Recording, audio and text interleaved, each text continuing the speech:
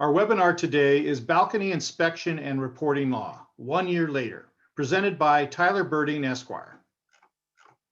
Tyler Berding is a founding partner of Weil LLP and has represented the commercial and residential real estate industry since 1974. Mr. Berding has litigated numerous building product and construction failures.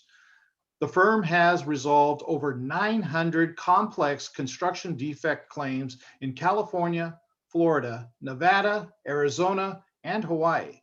Mr. Berding is a seasoned trial lawyer who has successfully litigated hundreds of construction defect cases. Tyler, it's up to you. Thank you, Dave, and thank you, sponsors. Welcome to Balcony Bill 2.0. This piece of legislation, which was then known as SB 326, was adopted by the legislature and became effective on January 1st, 2020, probably because of COVID and a whole raft of other things that we're going to talk about. People are just beginning to wake up to the fact that by 2025, these inspections have to be complete, and we're getting a little short of time. Next slide, please. So in this presentation, I'm going to talk about several different topics that touch on the provisions of SB 326, but let's all agree we can now call it California Civil Code Section 5551 because that's its official title. There's any number of issues that go along with doing these balcony inspections. The legislation was originally intended as a safety measure for reasons that we'll talk about in a minute. But it also touches on some other topics that a lot of homeowners and board members and managers don't know about. And that's the hidden issues regarding to deterioration that is not picked up in a reserve study, the liability risks that go along with that, and the fact that the bill makes people more aware of these issues is a good thing. And it's the lack of that awareness over time that has gradually cost a lot of associations a lot of money. So let's go, next slide, please. All right, just a little background. Some of you may have heard one of our presentations last year when the bill was originally enacted. But for those of you that haven't, I want to go briefly and give you a little background as to how we got here. Next slide. In 2015, in Berkeley, an apartment building in Berkeley had balconies on it. And if you look on the left-hand side of your screen, you can see what those balconies looked like. There were just a couple of them. And some students were living in that apartment up on the top floor there. And a group of them went out on that balcony, and the balcony did what you see in the right-hand side of your screen, broke off at the doorway and flipped down. And 6 of those students were killed, and 7 of them were badly injured because this balcony was 4 stories above the sidewalk. The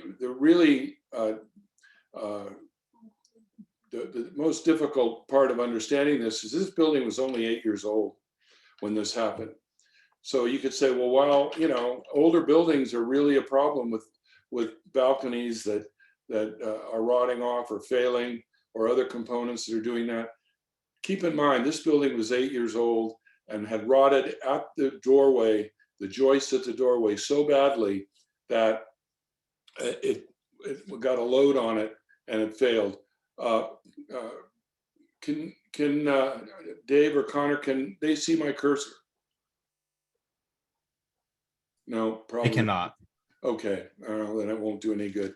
When I do these live, I have a great laser pointer that I can point these things. But if you look there, you'll see the ends of those joists where those orange arrows are basically moisture got in at that door threshold over the 8-year period that the building was there.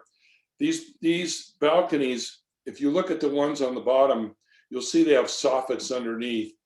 And those joists that you see were not exposed. So the moisture got in there and had no way to get out. And it stayed in there until that wood got so soft and rotted that as soon as it got any sufficient load on it, they failed, and 6 people lost their lives. Next slide. Here's another view of it. This is an actual picture of the building. And you see that the balcony has fallen down onto the one below it. And the building, there weren't too many of these balconies, thank goodness, but it shows just how quickly moisture in those enclosed areas can compromise the strength of the balcony. So next slide, please. Another picture. Now you can see above where the guy is on the orange cherry picker there. You can see right at the doorway where those joists rotted off. Next slide. Okay, so the statute and the problem isn't limited to balconies. This is in Folsom, California, about 3 months after that collapse in Berkeley. This staircase, as you see on the left, is going up. It's got concrete treads on it. And that went above where you see that piece of plywood up there. That was the stairway up. And the bottom of that staircase rotted off at the ledger, which you see right below that piece of plywood. And there was a gentleman who was unfortunately under it at the time, and he was killed. Next slide.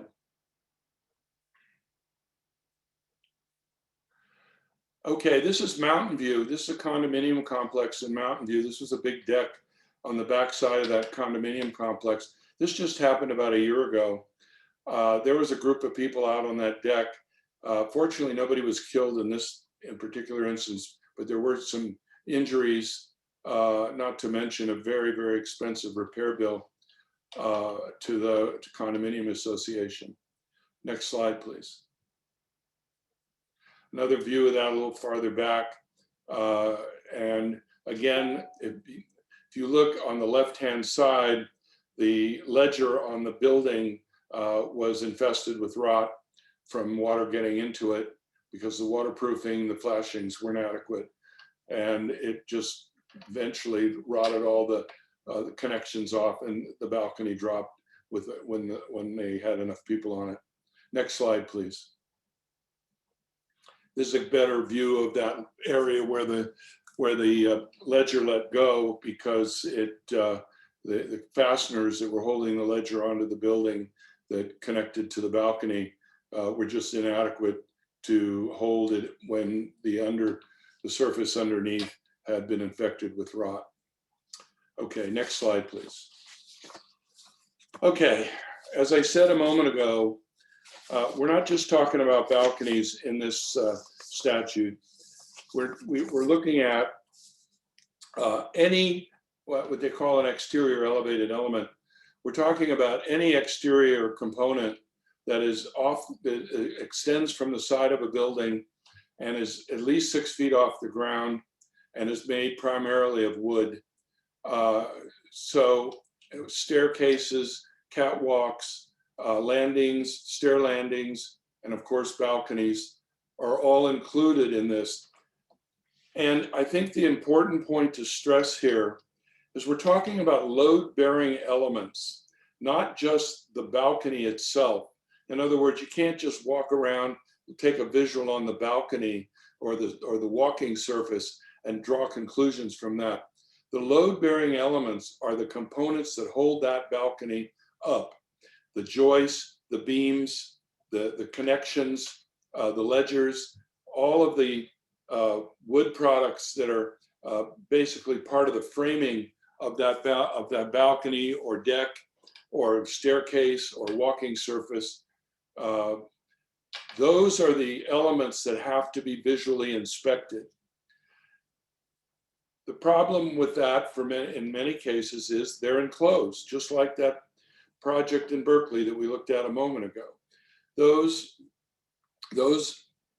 joists and beams and ledgers are sometimes enclosed with a soffit underneath, and there's no way to get a visual view of it, and you can't see those components walking around on the balcony. So the bill requires that the load-bearing elements themselves be inspected by the inspector. Anything that provides structural support that's made primarily of wood. People who live in high-rise condo buildings made out of steel and glass don't have to worry about this for the most part, because it's very likely that any balconies they have aren't made out of wood. Same with one-story condominium buildings that don't have balconies, not a problem for them. But the vast majority of condominiums today are not that way. They're low-rise wood frame structures, 2, 3, 4 stories, and they quite often have an exterior element, a balcony, a catwalk, a stairway leading to the units made primarily of wood. Also to be inspected is the associated waterproofing, flashing membranes, coatings, and protective sealants that protect those load-bearing components from the elements. And if, as in that Berkeley project where the caulking at the threshold was inadequate and allowed moisture to seep in there, the waterproofing elements are critical.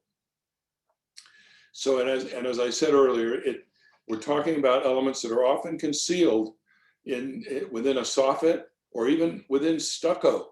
In a lot of these projects, the balconies may be coated in stucco and the load-bearing elements are enclosed within it.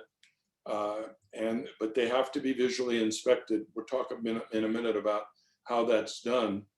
But we have to keep in mind that this bill was primarily focused on safety. That was the reason it was introduced in the first place. It was prompted by that Berkeley collapse that we talked about a moment ago. But it does something else as well. It also allows the board and management to be aware of hidden elements in the building that may also be deteriorating, may not yet be a safety problem, but could be if allowed to go long enough. So it is a wake-up call. These inspections could very well be a wake-up call of a problem that may not be that expensive now to repair by adequately waterproofing those joints and things. But if they had left to go for many years, will be in a very expensive problem for associations. Next slide, please. Okay, so who does the inspections? In this particular case, only licensed architects or engineers. Contractors or reserve studies analysts are not permitted to do these particular inspections. The report has to list and identify the components that were inspected and generally describe the condition of the associated load-bearing components. If there's a threat that poses an immediate, if there's an immediate safety threat discovered, it has to be reported to the local jurisdiction, the building department, and the association has to take steps to isolate that dangerous area from anyone until the repairs are made. They also in the report have to predict or estimate future performance and the remaining life and any repair recommendations that the inspector may have. Next slide, please. Okay, I want to point this out because a lot of the inspectors that are going to be doing this work will do both apartments and condominiums because the construction is very similar. And the health and safety code has a similar provision for inspection of balconies in apartment complex. That's Health and Safety Code 17973. The condo provision, of course, is Civil Code 5551. But there is some significant differences in those two statutes. Excuse me. And I want to point those out because since the same inspectors might be doing both, and if they're not aware of the differences in the statutes, you might get an inspection that doesn't meet the requirements of 5551. First of all, the sample size. For apartments, it's very objective. You do 15% of all of the exterior elevated elements. So if you have 100 balconies, you're going to do 15 of them. You're going to inspect 15 of them. The condo statute is much more subjective. The inspector has to come up with a statistical sample enough so that it will result in 95% confidence that the results of the inspection represents the condition of all of the balconies. When I talk to inspectors who are going to be doing this, and I ask them, well, what is the statistical sample that you're going to be using, let's say for a complex with 100 balconies? And they're telling me anywhere from 70 to 85 balconies have to be inspected in order to achieve that level of confidence. And we also have to recognize that the inspectors decide ultimately how much of an inspection they need to do to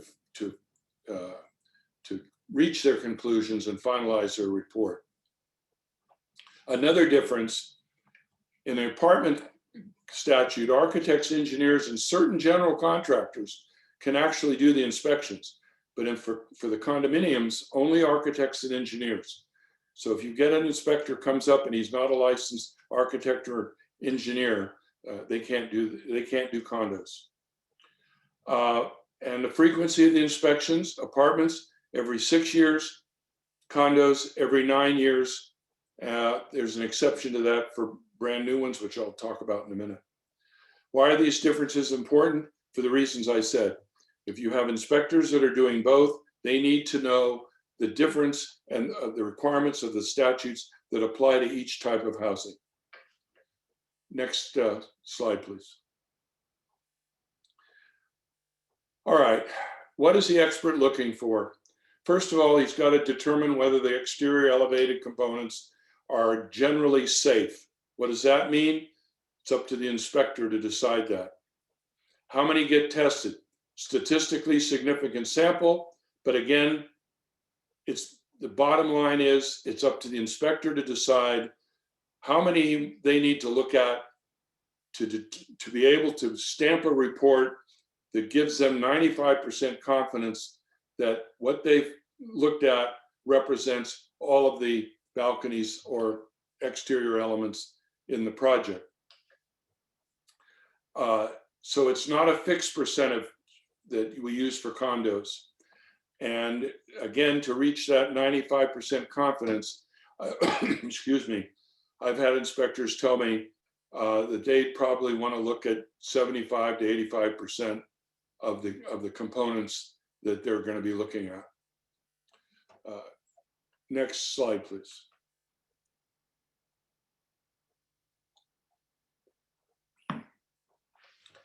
Here's what Civil Code 5551 says. Statistically significant sample means a sufficient number of units inspected to provide 95% confidence that the results from the sample are reflective of the whole, with a margin of error of no greater than plus or minus 5%. Next slide, please. What that really means is what I've said in bold down there. The inspector shall exercise their best professional judgment in determining the necessity, scope, and breadth of any further inspection. In other words, it's up to the inspector. And before that inspector is going to sign off on that report, they're going to have to be satisfied that what they've seen gives them enough of a sample to be able to say that these balconies or walkways stairways, catwalks, whatever the exterior elevated element is, are generally in a safe condition, don't need immediate inspection, immediate repairs, and be able to estimate useful life and future repairs that they may see, which in many associations, that's going to be a great number of those exterior elevated elements. Next slide, please. Okay, so the inspector has to issue a written report. He identifies the building components that comprise that he's going to inspect. He's got to talk about the current physical condition and whether there's an immediate threat in any of them. He or she has got to identify the expected future performance and remaining useful life of the components they're inspecting and give their recommendations for any repair or replacement of the components. They have to stamp it and sign it, and it has to be incorporated. And I'm not sure exactly what that means, incorporated into the study required by 5550. Excuse me. That's a reserve study. And we're going to talk about the coordination between reserve studies and the balcony inspections in a moment. But the statute requires that the reserve study analysts, the reserve analysts, have a copy of this report and include recommendations in that report in whatever reserve study they're doing. Next slide, please. Okay, now, do we have to let's say the balconies have they're open balconies. You can see the joists, you can see the beams just by looking up and seeing them. That a lot of older projects were built that way. And if there's reasonable access, like on the balcony below, or a ladder can be gotten up there, fairly easy to inspect them, as long as they're looking at the supporting joists themselves. They can use a moisture meter, stick it in there and see what the moisture content of the supporting beams is. If there's a soffit, like that far right picture, that covers the bottom of the balcony, that happens to be covering the bottom of a roof, but that's a soffit. You can use a borescope, or the inspector could use a borescope and put a few holes in various places in the balcony, put that camera up in there and look at the joists and see if they see any evidence of staining, moisture. And if they do, then they're probably going to want to go a little deeper into the inspection of that particular balcony. Next slide, please. Okay, they've got to go inside the soffit, and here's the reason. These are pictures that we have taken of the one in the upper left where the red arrow is. That's a balcony where the soffit was removed, and this is what they found inside. Massive amounts of dry rot in there. Same thing with the picture immediately below it. That balcony that's shored up with that 2x4 there was basically leaning down, and if it wouldn't have been shored up, would have probably fallen off when it got enough weight on it.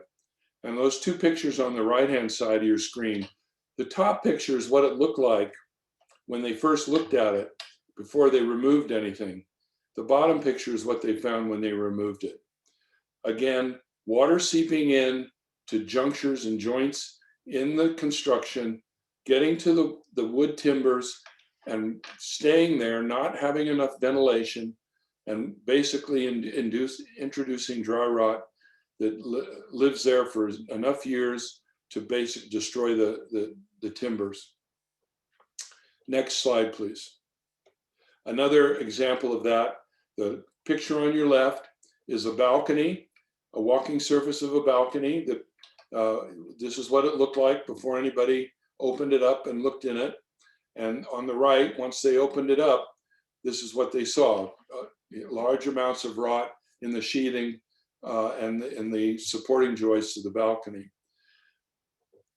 A lot of modern condos have balconies that are encased in stucco and soffited.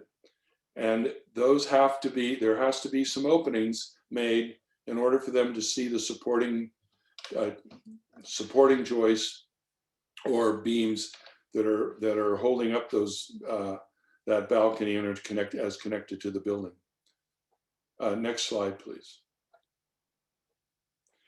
Now, and again, we're not just talking about balconies. These are stair railings where the similar problems are found.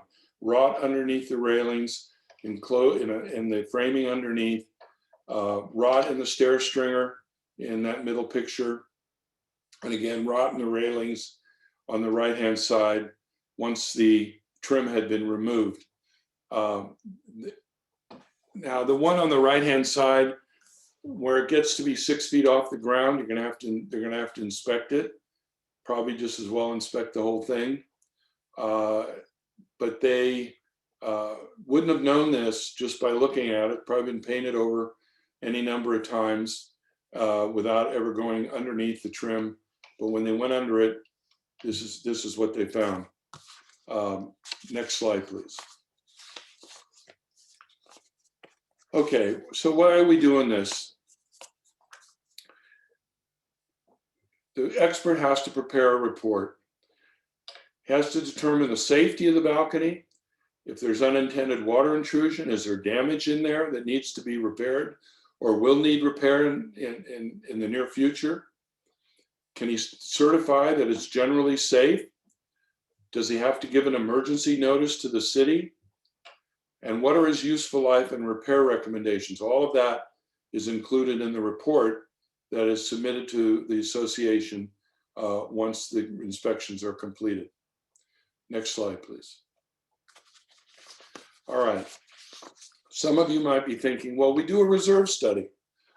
Why isn't that why isn't that good enough to satisfy the requirements of Civil Code 5551? For one thing, the statute that requires a reserve study specifically says the reserve study shall only deal with those components which are visible and accessible. Excuse me. Visible and accessible. None of those pictures that I showed you earlier were components that were visible and accessible until they failed. So the reserve study will estimate useful lives, cost of replacement, and put that into a funding program so that when things that are visible and accessible are needing replacement, like paint, roof coverings, asphalt, those kinds of things, that you'll have the funding necessary to pay for them. The reserve study program, though, does not deal with the same level of inspection required by this balcony safety bill. The balcony safety bill, as you see, requires some intrusive inspection so that you get to the components that are holding that balcony up, or that staircase, or whatever it happens to be. Now, the statute does say that these inspections should be done in coordination with your reserve study program. And that makes a lot of sense because there's going to have to be a funding plan developed if damage is found in any of these components that requires repair now, certainly, or in the future. And if the study is done, or if the inspections are done at the same time that your reserve study is done, then the inspector will be able to coordinate with the reserve analyst and get that funding program put into your reserves that's necessary for the repairs that the inspector has identified. Next slide, please. All right. Now, here's the problem. We're in 2021. The statute requires that by 2025, the first round of inspections have to be done. There isn't much time for that. And because most associations are not funded to do these inspections, especially if you have a large number of components to be inspected, something should be started now to develop the funding plan that you need to do the inspections by 2025. And for that matter, every 9 years after that. The exception to that is if you have a project that was built after 2020, within 6 years of the notice of completion, you have to do the inspection. So if you have a project that was completed this in 2021, you wouldn't have to do the inspection until 2027. But after that, every 9 years after that. The reports themselves are to be held by the association in their records for at least 2 inspection cycles. Now, 2 inspection cycles covers at least a 15-year period, and after that, an 18-year period. I see no reason why the association should not keep those reports in their permanent records permanently. The reason is this: the early reports done by inspectors, say 10, 20 years ago, are very useful to inspectors later on looking at them, because they establish a baseline of condition that the later inspectors can use to judge whether there's been further deterioration of these components. So my recommendation is, 2 years inspection cycle is already a long time. Just keep them, because the inspectors are going to want to look at those earlier ones and help them to decide what they're going to look at. And when they look at something, can they tell if they'll be able to tell, has this deteriorated from the earlier inspections that were done? Now, if there's an emergency reported by the inspector, it's got to be reported to the city or county building department within 15 days, and the building department will enforce it. And associations are required to take preventative measures, basically bar access to the balcony, staircases. It's a problem if the staircase is the only entrance to somebody's unit. So in those cases, there may have to be emergency repairs done in order to allow people to access their unit. Next slide, please. Now, besides the safety issue, something else this statute does that is of benefit to boards and managers. Prior to the time this statute was enacted, there was no standard of care for how often you inspect a balcony or a staircase, and certainly none for how often you inspect hidden elements of that component that can't be seen just visually. We do now have a standard of care that a manager can point to, that the board can point to say, we complied with what the statute required. And if a balcony fails and you have complied with the provisions of the statute, you at least have a strong liability defense that says we complied with the standard of care as specified in the statute. And that could be some assistance to an association or a property manager in the instance of personal injury claims or member repair demands. If you've done what you're supposed to do and you've done it properly, you have a standard of care that you can point to. One of the other problems that pose liability if you don't, insurance companies are becoming aware of the dangers posed by lack of proper maintenance of some of these elevated structures. It's not lost on insurance companies events like what happened in Berkeley.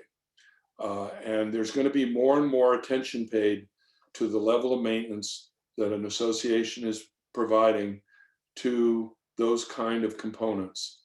Insurance inspections and for renewals will begin to look and want to see these reports, and they're going to want to know if the necessary repairs have been done in order to, as a condition to renewal.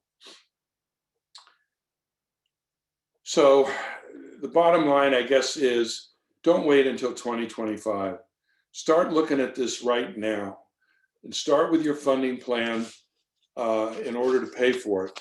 Get your proposals from your experts, your inspector. Get the proposals and begin to decide how you're going to pay for this. Something to keep in mind, if these inspections are done in newer associations, a lot of this can be repaired very inexpensively. Perhaps the caulking wasn't so good, but if you find that out because there's moisture getting into the cavity below the balcony, you can go back, you can have the balcony recaulked, reflashed, and you can solve the problem very inexpensively. If that waits for 20 or 30 years, and let's not forget, there is a great number of condominium buildings now that are 30, 40, even 50 years old that may have very slow deterioration going on in areas that nobody's seen. When it's discovered in an older building where that problem has been allowed to exist for many, many years, the repair of it becomes very, very expensive. Next slide, please. The associations that time forgot. This is what I was mentioning earlier. The new projects will benefit from early inspections because they might be able to pick up a claim that the developer is still liable for if it's within 10 years. So that inspection will open that up or point out if there's water getting into the balcony cavities or or causing dry rot while the project's still under 10 years old. The association can still prepare a claim and pursue the developer for that cost. And as I said earlier, the cost of repair of that problem in a new association is going to be way less than if they wait until it's not discovered for 20 or 30 years. Deferred maintenance is a problem for most older associations. And I'm not necessarily just talking about, well, they didn't paint often enough or the roof's been on there too long, we should replace it. That's visible deferred maintenance. I'm talking about deferred maintenance that you can't see, hidden damage, undersiding, rot of the building sheathing, the sheathing under the roof decks, where rot can happen over a long period of time and never be discovered until it's a serious, serious problem. If you add to that the fact that a great number of associations do not have assessments that are high enough to stay even with the deferred maintenances they're aware of. They are absolutely not funded for deferred maintenance they're not aware of. And who ends up paying for the cost of replacing balconies, stairways, siding, roofing that suffers from deferred maintenance that wasn't caught early enough? It's the current owners in that association that end up paying it. The prior owners, they got away. They didn't have to pay for it. Their assessments were low. That shortfall is going to be borne by the owners present when the problem is discovered. So discovering it early allows the association to spread the cost over a number of owners until that repair is necessary, and to raise those assessments sufficiently so that they can stay even with not only the maintenance that they know of, but repairs that they wouldn't discover unless they looked into those wall cavities, balcony openings, and other things like that. Next slide, please. Okay, what about disclosures? You're going to have this report. It's going to say whatever it's going to say. Some of them may say you need to do a lot of repairs. Some of them may say you're in great shape. In either case, I don't think there's any justification for not disclosing them or making them available to members, to provide to realtors, prospective buyers. They're going to ask for them. They're going to know they exist. And if they weren't provided and were not given to people who are entitled to see them, and if they indicate some expensive repairs are necessary, that is a clear recipe for liability for the association. It might even be advisable to disclose it in sales documents, especially if they indicate that there's a big shortfall in the funding. If you need an emergency special assessment with and you don't have time to take the member vote, like if there are emergency repairs, you have to be able to explain why you're not taking the member vote and why the emergency special assessment is needed now. Construction defect claims in buildings under 10 years that have to be inspected in the first 6 years of their lives may very well find some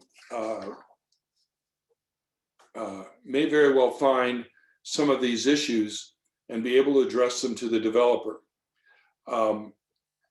So if a builder's defense that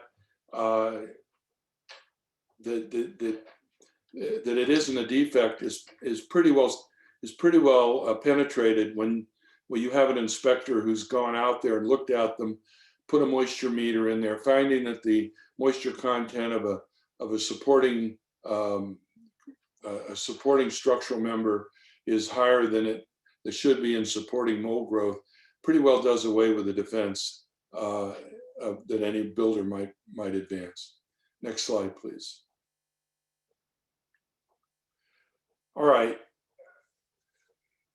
If you're doing a construction defect investigation of a new condominium building that is one under 10 years old, those inspections are forensic inspections necessary to support a litigation or a construction defect claim are pretty thorough, but they are usually not going to require inspection of the number of samples that this statute requires. Typical construction defect inspection might look at 10, 20, 25% of a particular component. This statute could require as much as 75 or 85%. So if you're doing a construction defect claim in a project that's under 10 years old, don't necessarily believe that the forensic investigation being done to support that litigation will satisfy the requirements of this statute.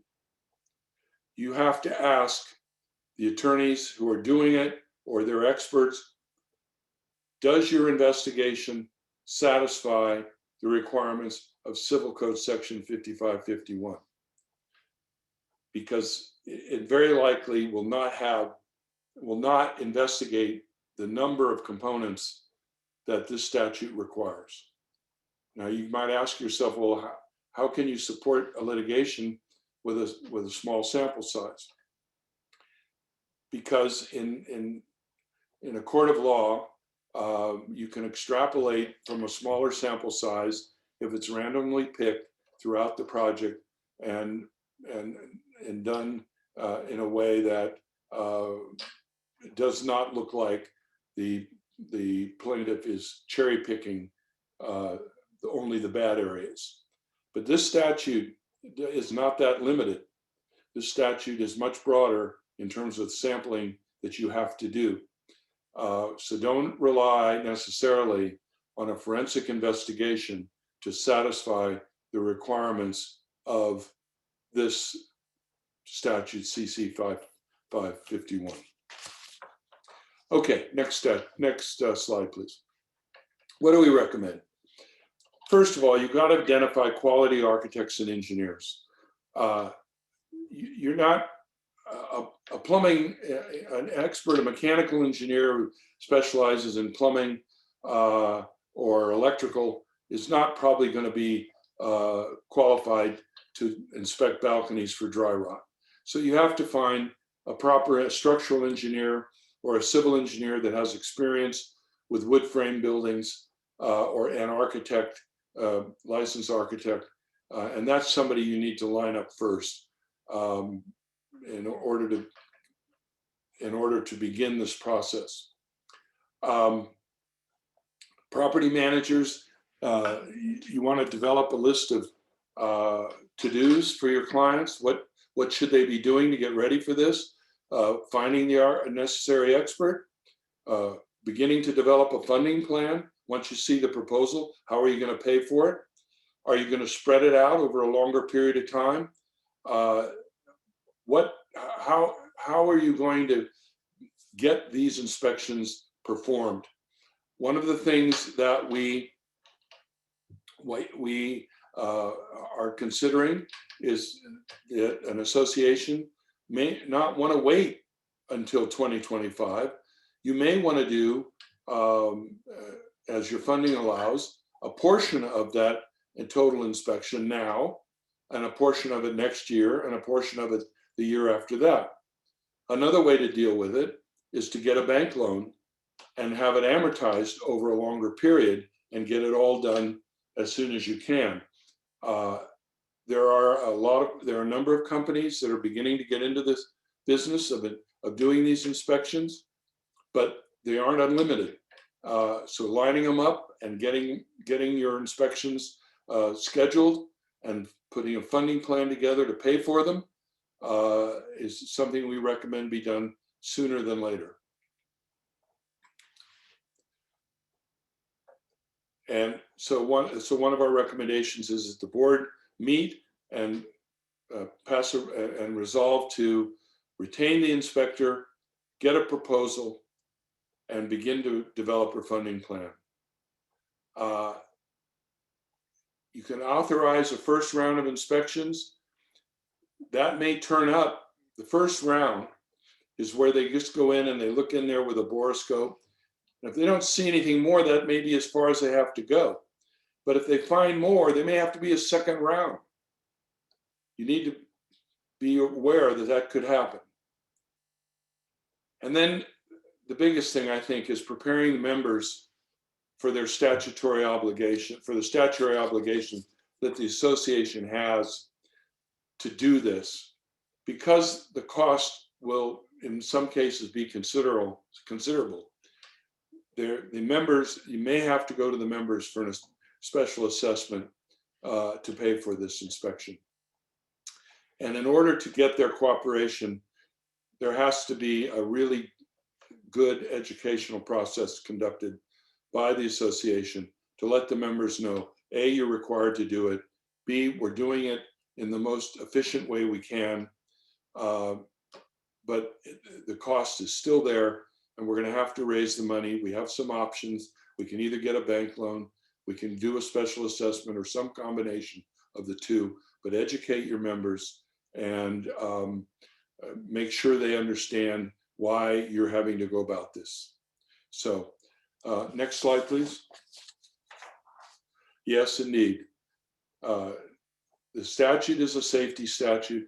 It's intended to protect people from injury and death, but it also gives boards and property managers a heads up as to what's hiding out there that might come out and be a serious problem later on. If you catch it early, you can probably repair it a lot more inexpensively than if you wait. That's it. Thank you.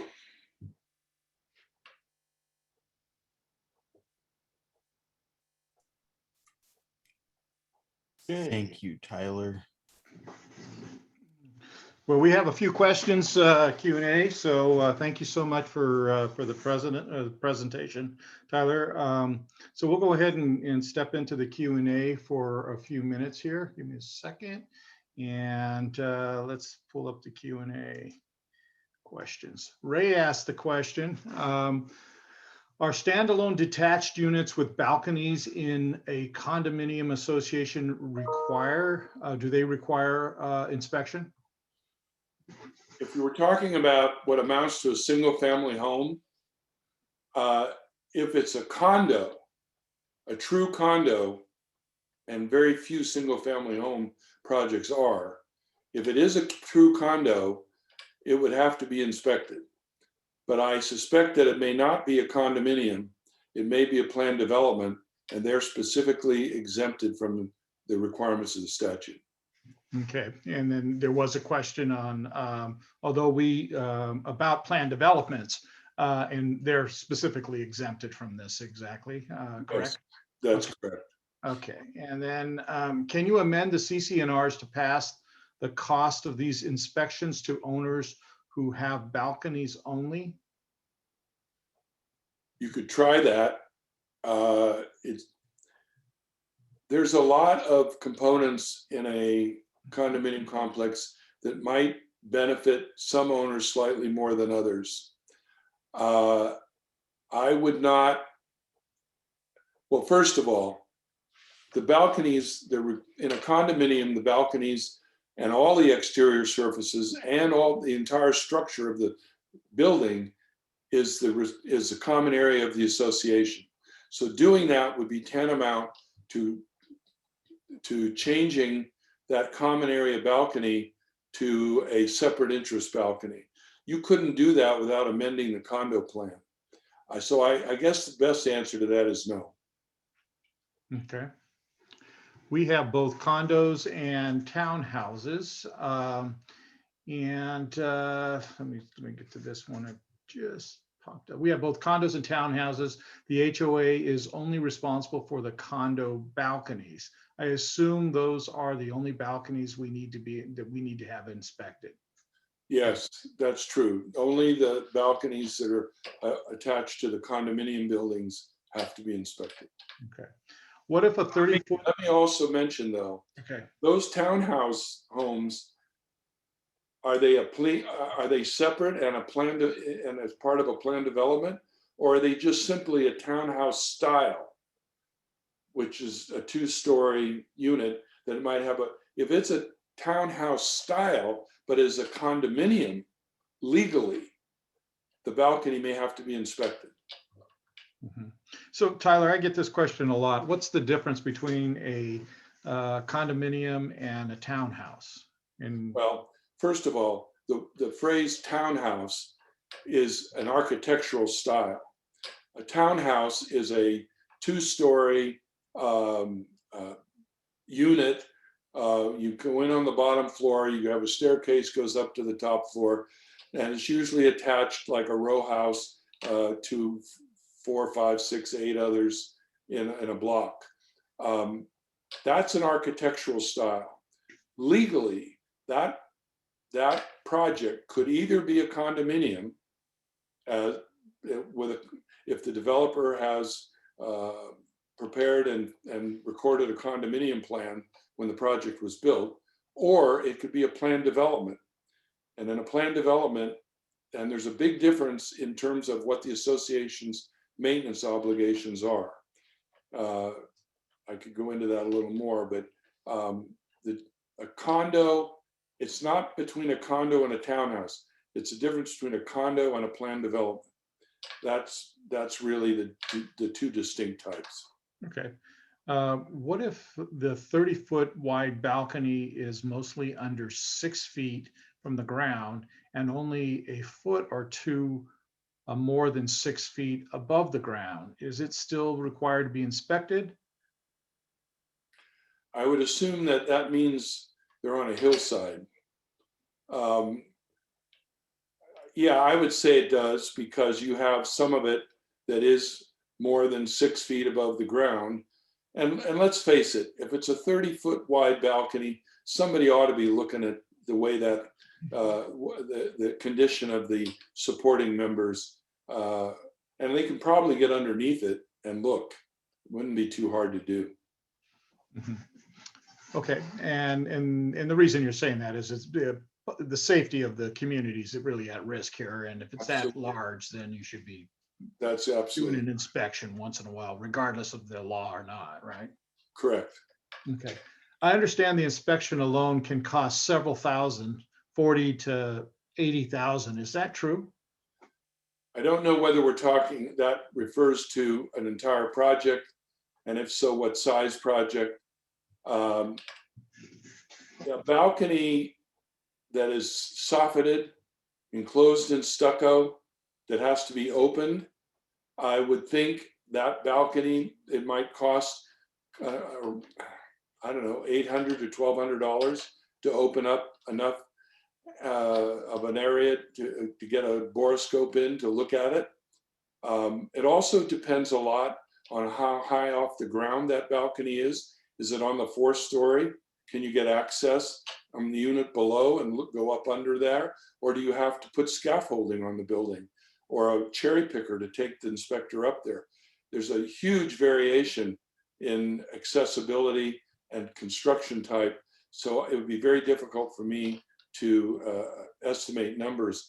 And I don't, since I haven't talked to enough inspectors or seen enough proposals to know what they're proposing. I will say this, that if you're having to do, let's call it inspect 85 balconies of a 100-unit project, it's going to be considerably expensive. And in that project, 40 to 80,000 for that one, I wouldn't be surprised. Right. Yeah. And so really the answer is it depends. And I think one of the main variables is going to be the number of units you have to Absolutely, actually inspect. absolutely right. Yeah. Okay. So Catherine asks, what is the deadline for the inspections in 2025?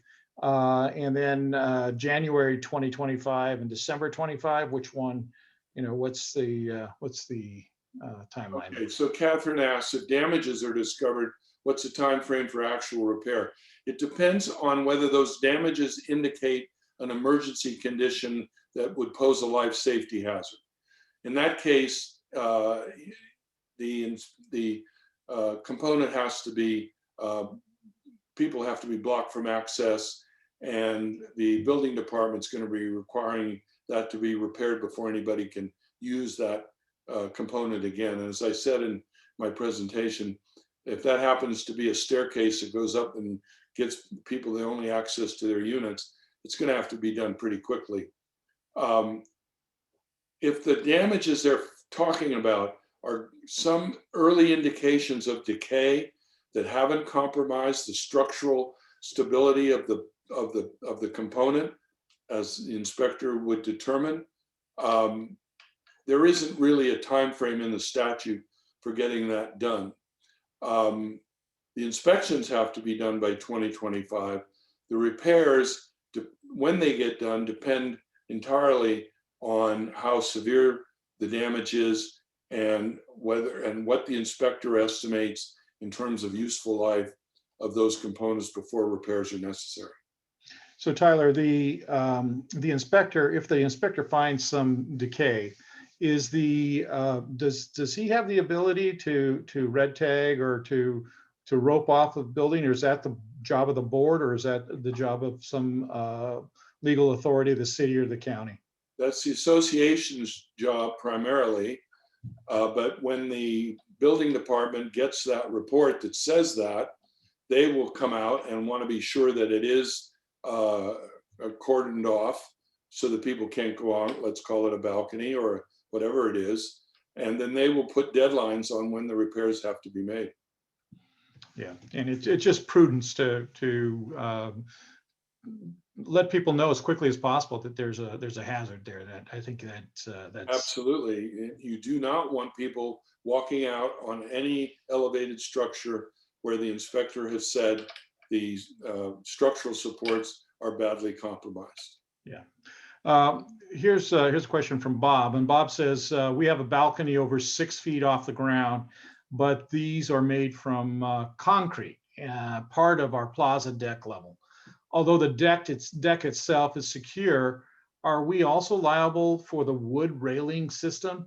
It would seem so.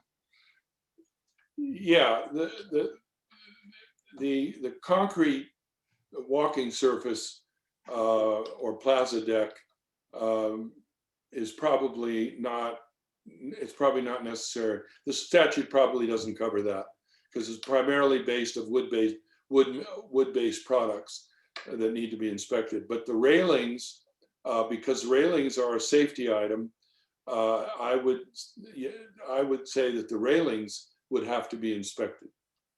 Yeah. So it's the elevated structure, right? That needs to be. So it's really the structural components of the balcony, because I do know that there are specific rules on rails per se in most county codes. There are, and there certainly are. But in terms of this statute, if the railings are made of wood, as it says there, and the railings are more than 6 feet off the ground, they would have to be inspected under this statute. Thanks for the clarification on that. What's the difference between a PUD and a townhome condominium, and why is there a distinction? Okay. Oh boy, how much time have we got? Maybe we don't talk about this. Let's just say this. In California, there are basically two kinds of owned multifamily housing. I'm not talking about apartment rental properties. You have condominiums and you have planned developments. The way you identify if a project is a planned development is that the individual ownership interest will be described as a lot, L-O-T. And the owner will own everything within that lot, even if they're attached townhouses of townhouse style. The owner will have the responsibility for all the structural supports and everything within that, within the property line of that lot. The association might be, by the governing documents, assigned certain exterior maintenance like paint and roof repair. That's a planned development. A condominium is very different. Condominium, virtually everything in the structure, everything in the building is part of the common area is in a condominium. The only thing the owner owns is the airspace within in the inside of their unit, from the warm side of the sheetrock in. That's what describes a unit. So you have two kinds of things in a condo. You have a unit and you have common area. And so it's easier if you just look at what is a unit. Units, everything from the warm side of the sheetrock in, with a few other things about utilities I don't need to go into, but everything else is common area, and everything else is the responsibility of the association. And that's, so we're really talking about the difference between a condominium and a planned development. A townhouse, again, is an architectural style that can be either a condo or a planned development. Got it. Okay, that makes sense. And where would you find that information, whether you're a townhouse or you look in the governing documents, you'll often see how the ownership interest is described. If they're talking in terms of lots, they're probably a planned development. If they're talking in terms of units, they're probably a condominium. Okay. So here's an interesting question. So you have an inspector come out. What's their liability if they miss something? Probably substantial. So why they're going to be very, very careful that they have inspected sufficient number of units, of components, so that they can be confident, 95% to a 95% certainty that they have identified properly any compromise of the structural supports of those of those components. They're going to, like any engineer or architect, they're going to have errors and emissions coverage. They're going to want, the carrier is going to want them to be very careful. Owners should be looking at the contracts very carefully, or have your attorneys looking at the contract with the inspector to be sure that there aren't waivers of liability and things like that in there. Or if there are, to know that, so that you know what the extent of the architect or engineer's responsibility is. Yeah, that's an excellent question, and make sure they're licensed and bonded and they have the right insurance, and errors and omission is a huge one. You do not want to take on this liability as an HOA board for the community, and getting your attorney involved with that, reading that contract is really a prudent thing to do. So, right. Okay, and here's another one from Catherine. What about a townhome balconies that are attached to the garage? Are they required?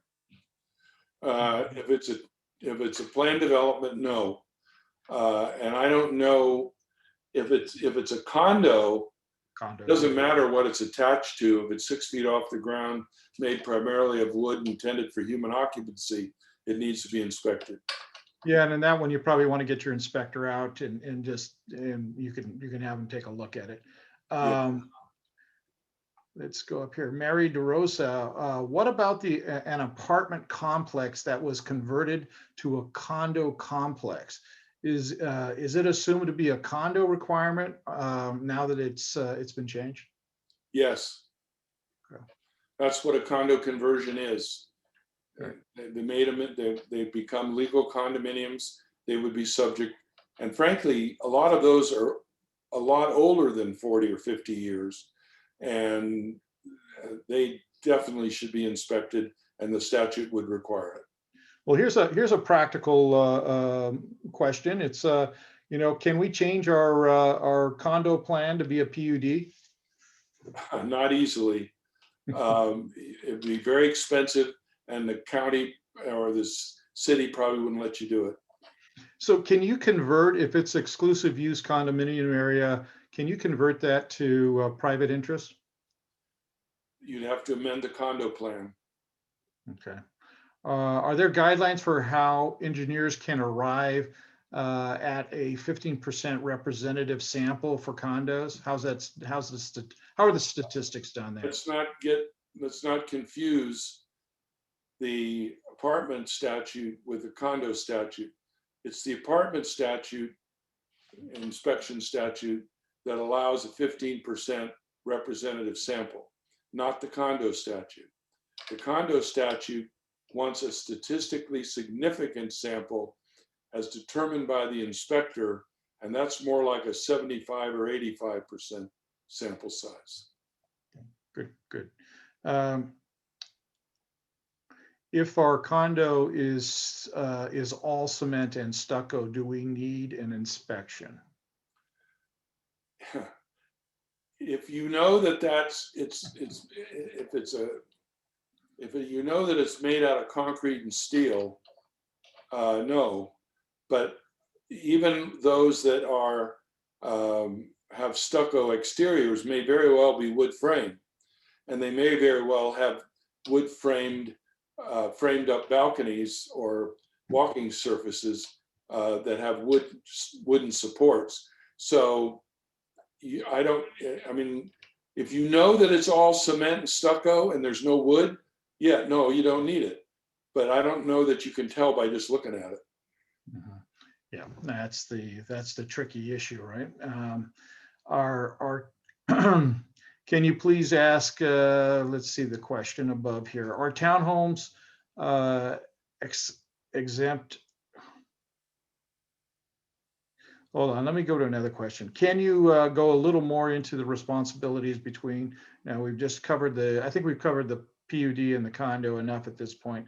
Do the licensed architects or engineer have to have a special certification to do this type of investigation? Do they need to be licensed by the state or otherwise? No, only in their professional capacity as an architect or an engineer. I will say this, there are various types of engineers. And again, you would want an engineer who has experience in designing or building wood frame buildings, and not a mechanical engineer or some other kind of engineer that has nothing to do with building construction. Okay. Is there a re-inspection requirement to verify the repairs have been properly completed? Is there a time limit to do the repairs? That would be determined by the local jurisdiction, the building department. If you are having to do an inspection, if you're having to do repairs because the inspectors identified a safety issue and you have, that is an emergency, you're not going to be able to use that component until it's fixed. And since the building department will have a copy of the report, it will come out and set the time limits on when you can allow, how long to do the repair. And in the meanwhile, you won't be able to let anybody onto that balcony or onto that staircase until they're done. Okay. Well, here's a question about personal liability and the board. The question is, if the board knows that they're supposed to be doing this and they don't do it, that they're supposed to do the inspections but they don't do it, does that jeopardize their personal liability and the liability that they have under their carrier? Or if they just don't do it because they don't know about it, is there a difference there? I don't think lack of knowledge is going to be a great defense in this case. A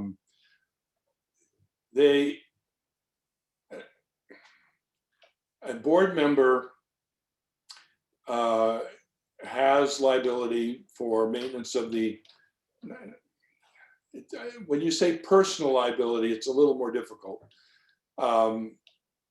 Breach of fiduciary duty could get a board member personally into a liability situation. But the errors and omissions coverage that covers the board for its decisions or lack of decision is what we really want to be concerned about. And you want to be sure that that errors and omissions coverage is adequate in terms of the amount and is current and hasn't lapsed. And the carriers are going to begin to ask questions based on this statute as to whether inspections have been done. So I think the more important point is your coverage in place? Is it an adequate amount? And if the insurance company has asked about these inspections, have you done them properly in order to answer those questions? Yeah, and I also think, and I'm going to add to that, Tyler, because I've had calls on this. What if we just don't do it? We know we're supposed to, but we don't do it as a board. Yeah, that's a breach of fiduciary duty. Right. So they would be personally liable. Well, I want to be careful about personally. They're liable as a board member. Okay. And they may, depending on why that decision is made, they may be protected personally by something called the business judgment rule. That's why I focus on insurance. Get enough insurance, and it doesn't really matter whether it's personal or as a board member. It depends on the severity of the negligence. Okay. Whether they're going to pierce through this association and go after the board members individually. Okay, but the point is, get the work done. Yes. In essence. Okay, can repairs, can minor repairs recommended by the inspector be done by someone less credentialed than a licensed contractor? Well, first of all, a licensed general contractor can't do these inspections. If you're talking about minor repairs, that the inspector recommends, depends on how minor they are. I would be very careful about hiring handymen to fix structural supports on a balcony. I think in order to save a few bucks, you may be exposing the board to some kind of a negligence claim if you hire someone who isn't qualified structure to repair a structure like the kind we're talking about. So I don't know if there'd be repairs that would be so minor that I would say go ahead down to Home Depot and pick up somebody that can come and put your balcony back together. Right, right. So if the inspector does you get an inspector there, are they, can they make the repairs, or does it have to be done by somebody else? And I'm trying to think between the two statutes. They can't do it in the apartment statute. I don't know if it addressed that in this one, I've forgotten. But they won't do it because they're architects and engineers. They're not going to do repairs. Okay, well, that makes sense. Do you need an architect and an engineer, or just one or the other? We had an architect say he would charge $8,000 to coordinate with the engineer. It seems as if we could work directly with the engineers. Yes, the statute allows you to work directly with the engineer. Okay, so that makes sense. So the deadline. Here's the question on the deadline. It's January 1, 2025 that they have to have the inspections done by. Is that correct? Hang on a minute. Or is it No. December 31st? Yeah, January 1, 2025. Okay, there you go. Anonymous attendee wants to know if a correction on a 30-foot wide balcony question is a 30-foot wide end to end, but it is less than 7 feet in depth. That is from the attached structure and railing. If most is less than 6 feet off the ground, with only a foot or two of the 30 feet off the ground, would it be required to be inspected? And I think you answered this one, and that was yes, if it's above it. The statute doesn't provide for partial inspections, right? Or inspections of partial balconies. Okay. We have many balconies that are 60 inches in depth, but with only 11 inches of the balcony extending beyond the building. And I think, I guess that's right, 11 inches extending beyond the building.